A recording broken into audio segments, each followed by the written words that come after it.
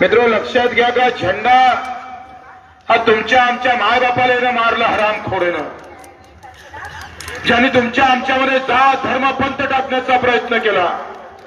अरे शेतकऱ्याच्या मागण्या तर दुरच, इथं शेतकरी नष्ट केला तो जाती आणि धर्माच्या नावानं त्या हरामखोरांचे हात कापायचे, आम्हाला छाटायचे.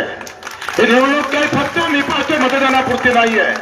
हे निवडणूक आम्ही पाहतो ज्यांना 75 वर्ष आम्हाला डुबवलं, माझ्या पुराचं शिक्षण ज्यानं हिसकावून घेतलं, माझ्या पोराचं आम्ही पाहतोय ज्यानं रोजगार हिसकावून घेतला, ज्यानं माझ्या बापाला भाव दिला नाही, त्या हरामखोरांचा बदला काढायचा आहे. म्हणजे ते निवडणुका. लक्षात,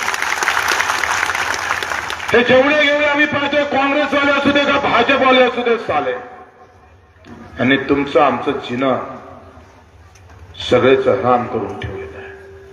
माझ्या बापानं सोयाबीन पेरली होती, माझ्या बापानं कापूस पेरला होता.